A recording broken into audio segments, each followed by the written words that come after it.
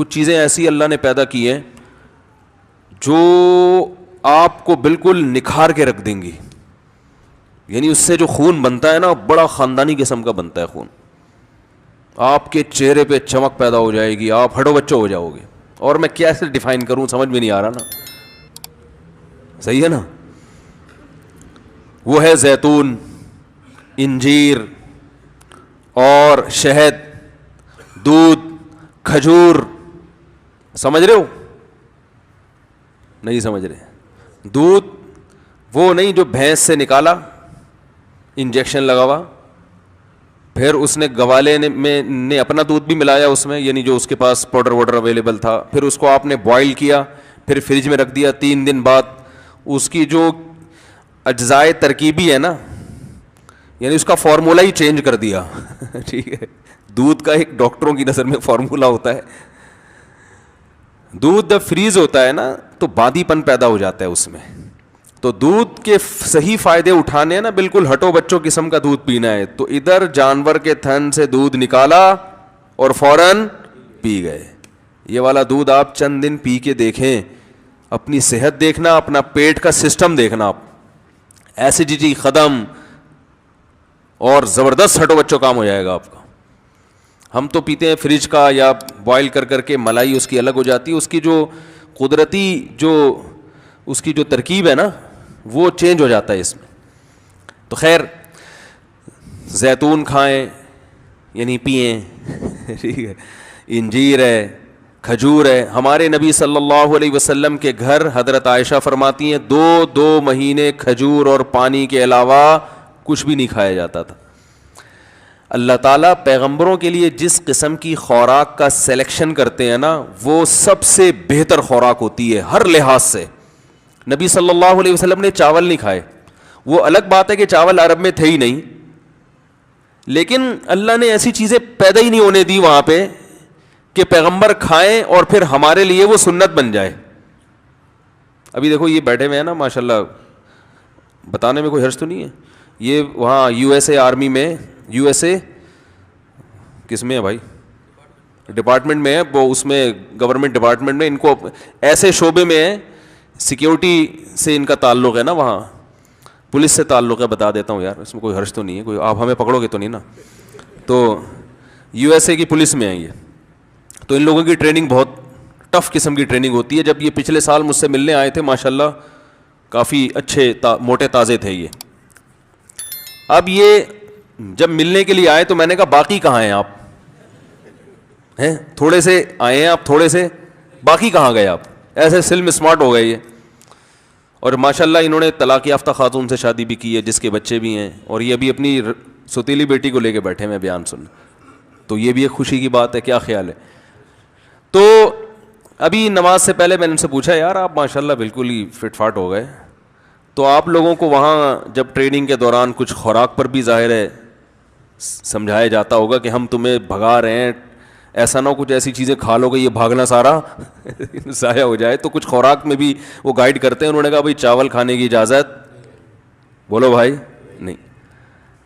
تو چاول کھائیں آپ, میں منع نہیں کر رہا, ہم بھی کھاتے ہیں, لیکن ظاہر ہے چاول کیا ہے, اس میں نشاستہ زیادہ ہے, اس میں شکر زیادہ ہے, تو توند بھی نکلتی ہے, پھولتا بھی ہے آدمی. تو ہمارے نبی صلی اللہ علیہ وسلم نے ایسی غذائیں استعمال کی ہیں کہ ان کو کھا کے موٹاپا نہیں آتا. وہ الگ بات ہے وہ عرب میں تھی وہی, لیکن اللہ ایسی چیز پیدا ہی نہیں کرتا پیغمبروں کے لیے نا کہ وہ کھائیں اور ہمارے لیے وہ ایک نمونہ بن جائے. اگر نبی صلی اللہ علیہ وسلم کے پاس چاول ہوتے اور آپ کھا رہے ہوتے تو ہم کہتے ہفتے میں 6 دفعہ چاول کھانا سنت ہے. تو اللہ نے کھانے نہیں دی ایسی چیزیں. دودھ میں بھینس کا دودھ بھی اچھا ہوتا ہے, گائے کا دودھ بھی اچھا ہوتا ہے, بکری کا ہٹو بچو ہوتا ہے, اونٹنی کا ہٹو بچو اچھا ہوتا ہے. ہمارے نبی نے سب سے زیادہ اونٹنی کا اور بکری کا دودھ پیا ہے. آپ ریسرچ کر کے دیکھ لو, اس میں فیٹ کم ہوتا ہے, موٹاپا نہیں آتا. موٹاپا پیدا کرنے والی چیزیں ہمارے پیغمبر نے اور صحابہ نے کھائی نہیں ہیں. اونٹنی کا دودھ اور بکری کا دودھ, یہ چیزیں یہ موٹاپا نہیں پیدا, اس میں فیٹ نہیں ہوتا اونٹنی کے دودھ میں, اور جگر کے لیے بہت اچھا ہوتا ہے. پھر جو کھائیے, گندم بہت کم کھائیے. تو کھجور تو مستقل آپ کھجوریں کھاتے رہیں, عادت ڈالیں, آپ دیکھو آپ کے چہرہ پہ ایسی فریشنس آ جائے گی نا, کیونکہ آپ صلی اللہ علیہ وسلم نے فرمایا افطار کس سے کرو, کھجور سے. اس کو آپ نے طیب فرمایا, ایسی پاکیزہ چیز ہے, کیونکہ جب خالی پیٹ ہے نا تو جو کھاؤ گے ٹھا کر کے لگے گا جسم کو. تو ایسے موقع پہ گٹکا بھی کھا سکتے ہو, اس وقت جو گٹکے کا اثر ہوگا وہ بھرے ہوئے پیٹ نہیں ہوگا. چرس بھی پی سکتے ہو, سگریٹ بھی پی سکتے ہو, ہیروئن بھی کھا سکتے ہو, پی سکتے ہو, اور بریانی بھی پھوڑ سکتے ہو, کچھ بھی کھا سکتے ہو. لیکن آپ نے فرمایا کہ ایسے موقع پہ کیا کھانا ہے, کھجور. آپ کہہ سکتے ہیں ہم تو رمضان میں کھجوریں کھاتے ہیں تو ہمارے چہرے پر تو وہ فریشنس اور یہ سب ویکنس ختم نہیں ہوتی. وجہ اس کی ہے کہ 2 دانے آپ کھجور کے کھاتے ہیں, پھر طبیعت سے رول سموسے پھوڑتے ہیں. ٹھیک ہے نا. تو بھائی کھجور کا مطلب پتا ہے, پھر کھجور ہی کھاؤ, پیٹ بھرو کھجور سے. اور یہ دماغ میں سے نکال دیں کہ کھجور کھائیں گے تو پھر فلاں چیز کی کمی کیسے پوری ہوگی. وہ سب کچھ اللہ نے اس میں, صرف کھجور ہی کھا لینا آپ, سب کچھ ہو جائے گا.